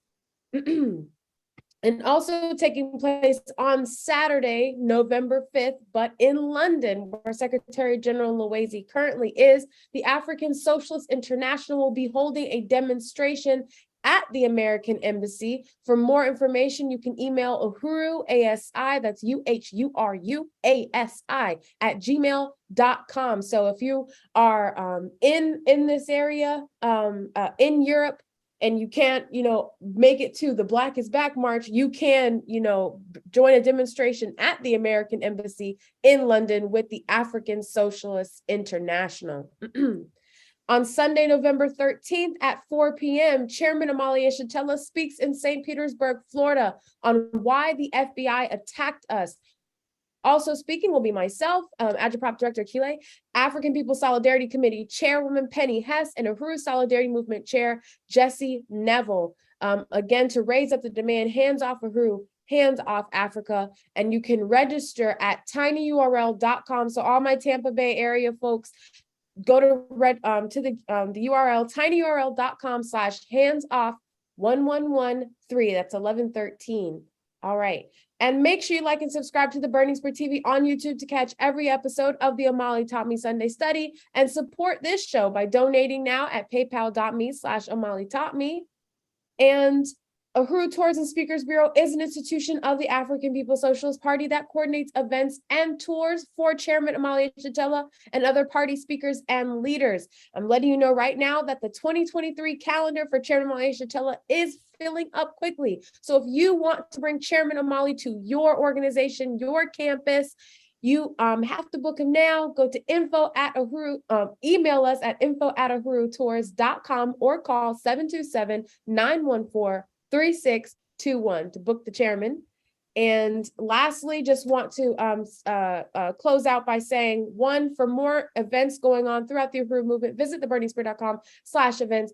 And also to everybody here that's on this call that wants to participate in the growing anti-colonial resistance happening throughout the world and wants to connect themselves to revolutionary organization, this is the time. This is your party. Join the African People's Socialist Party at apspuhuru.org. We're not just having discussions about changing the world, we're actually changing the world right now, today. So join the African People's Socialist Party and become a part of the final effort to deliver the death blow to the colonial capitalist system, to the whole colonial mode of production. So Uhuru, we're going to return now back to our program.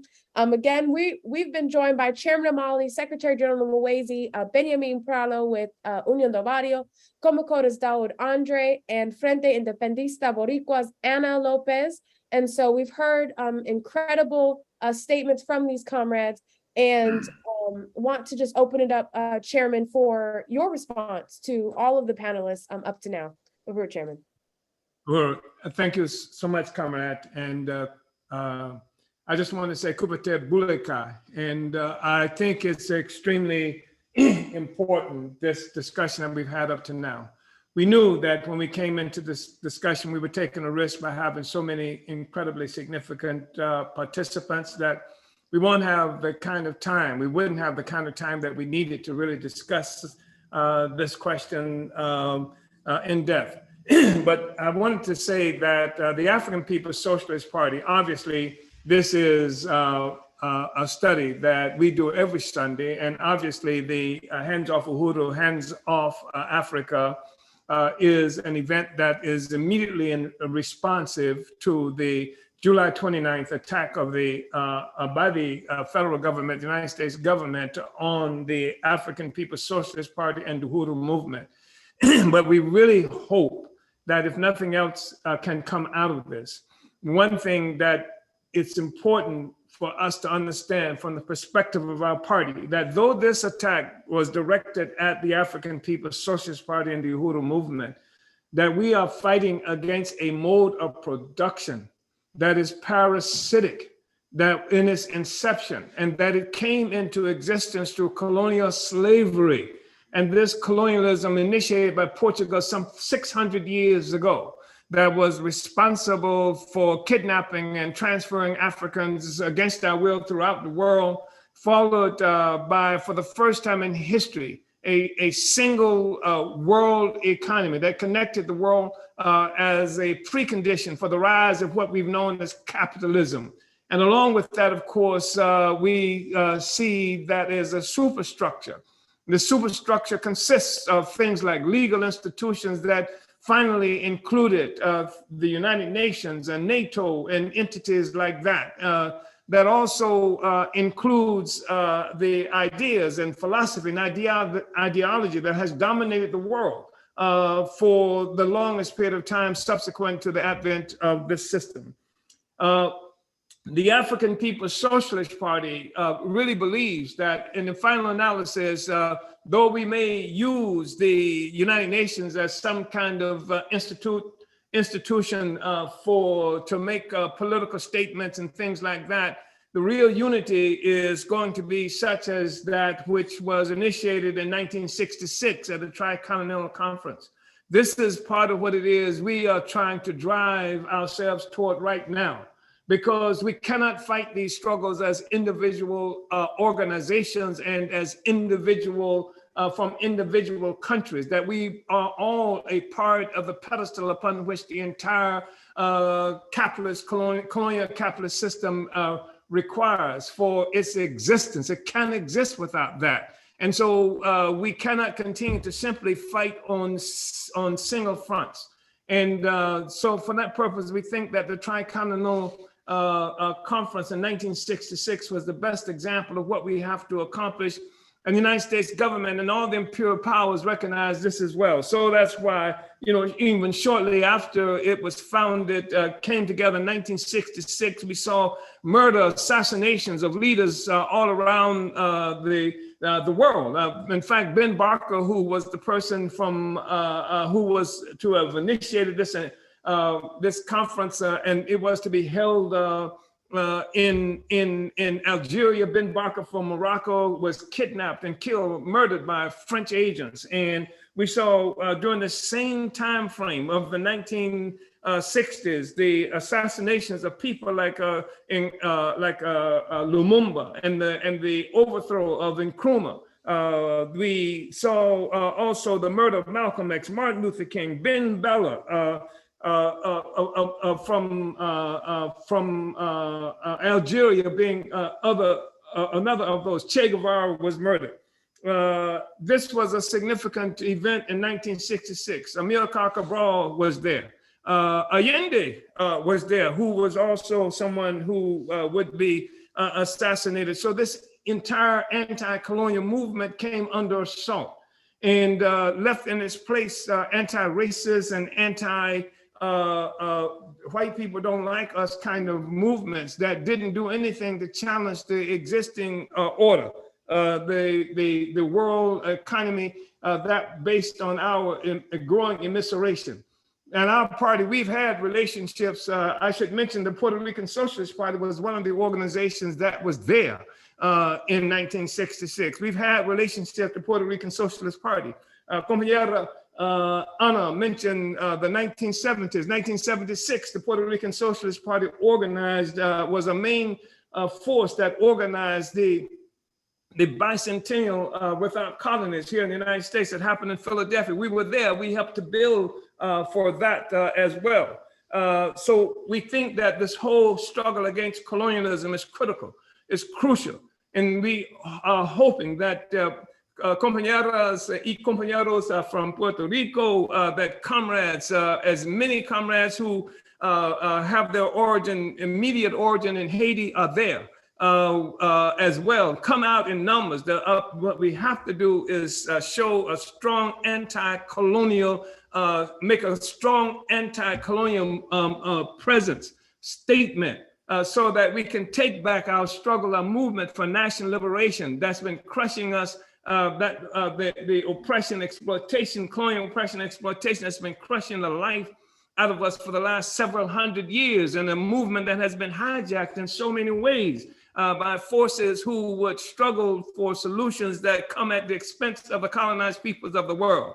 It's going to be extremely important. November 5th is the rally, the mobilization, the march on the White House in DC, and it's led by Africans, it's led by the African People's Socialist Party, but everybody who opposes the existing social system should be there. And part of the reason we are there is to make this profound statement to everyone that the struggle against colonialism is going to prevail, that we will be victorious. We will be victorious everywhere in the world because we're going to make this struggle together.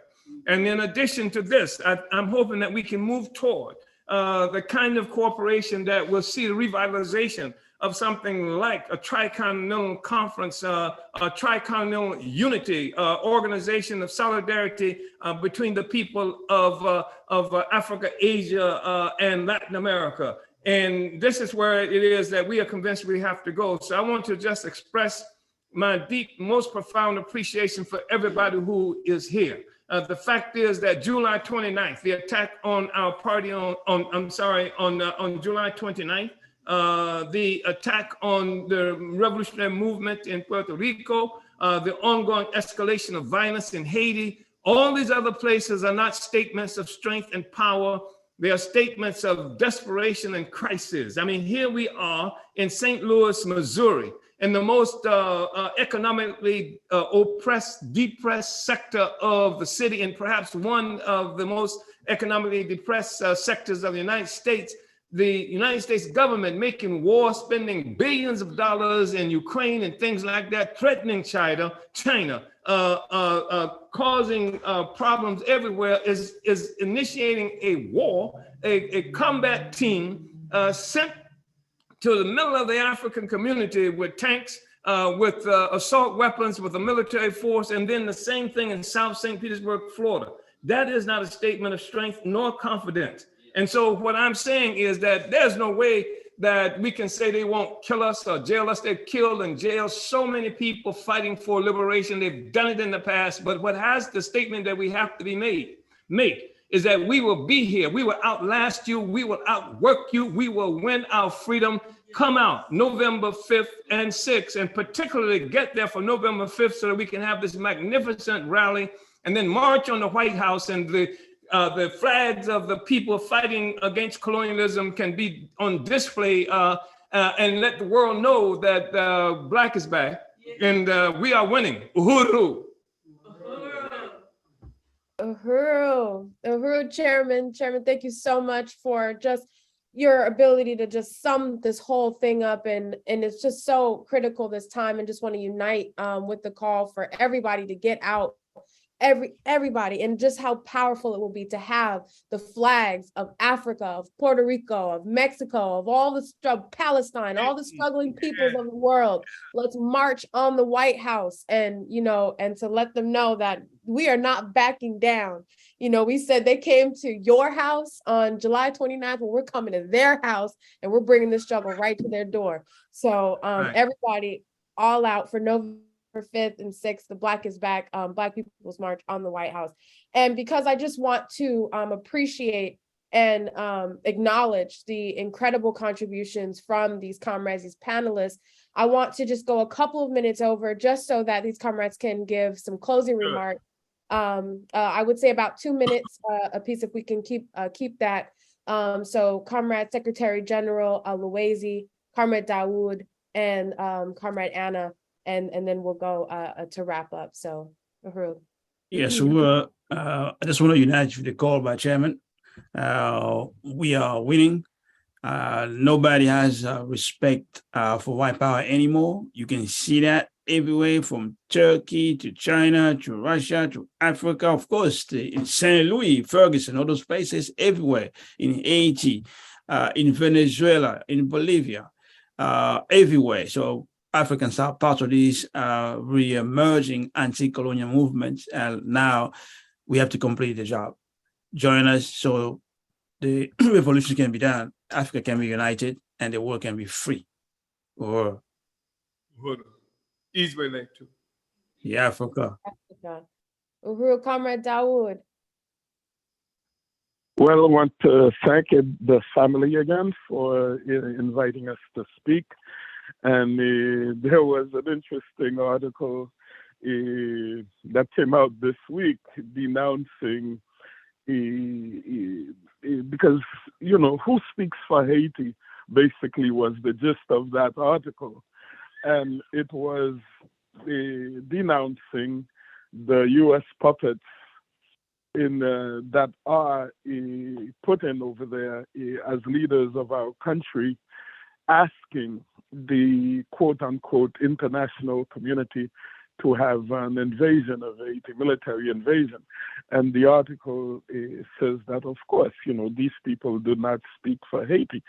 And I was thinking also on the other side, who are the other people purporting to speak for Haiti?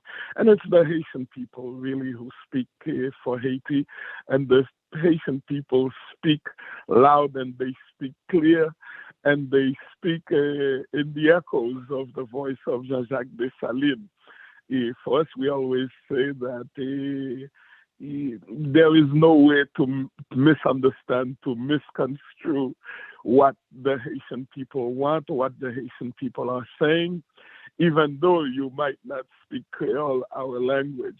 But when you look at the images, you see that it's a message that is non-compromising. It's a message unequivocal for freedom for everyone. And again, the message to the people in the countries of empire, that all of us have a responsibility to do what we must do. If what you see in Haiti or in Africa, in Latin America, everywhere the U.S. is and its cronies are suffocating people, you have a responsibility to organize with like-minded people, and you have a responsibility to act to make that stop. So thank you, African People's Socialist Party, the entire family, and as you guys say, Uhuru. Uhuru. Uhuru. Israel too, we also say. The African. We also say coupe-tête. Bulekai, sister. Uhuru. And Sister Ana. Uhuru. I want to say we have to, in Spanish, we say, un pueblo unido jamás será vencido. A people united will never be defeated. And so we're saying that let's unite to free Puerto Rico from U.S. imperialism. Let's unite to free all people's struggles around the world. Let's unite to free this world from capitalism and that parasite that you mentioned that is destroying the world, and bring socialism, economic system that is going to be just for all people to live in peace and in love for freedom. Thank you. Uhuru. Uhuru. Uhuru, comrades, I can't express how powerful today has been. I want to salute all of the panelists that we've had today, all of these incredible leaders, and of course, the incredible leadership of Chairman Omali Yeshitela.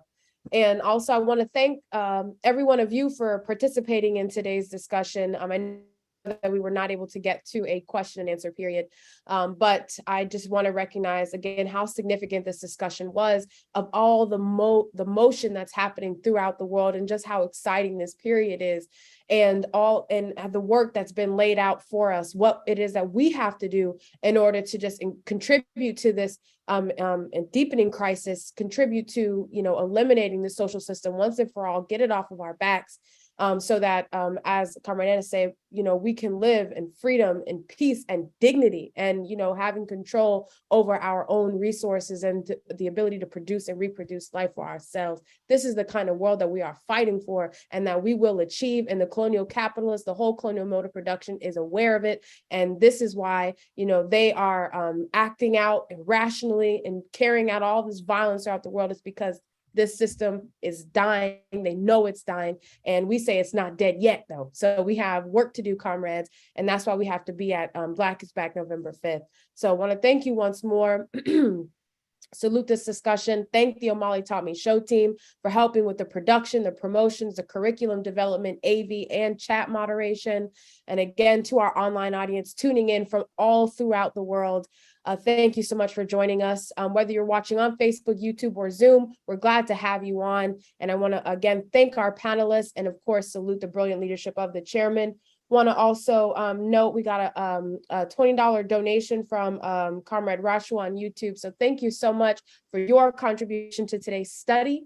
And I'm going to just close out by saying, make sure to follow the chairman's pages on Facebook, Twitter, and Instagram, and subscribe to the Burning Spur TV on YouTube to catch every episode of the Omali Taught Me Sunday Study. And as a reminder, probably don't need to say it, but I'm going to do it anyway. We won't be here next Sunday. We'll be marching on the White House with the Black is Back Coalition on November 6th and at the conference on November 6th.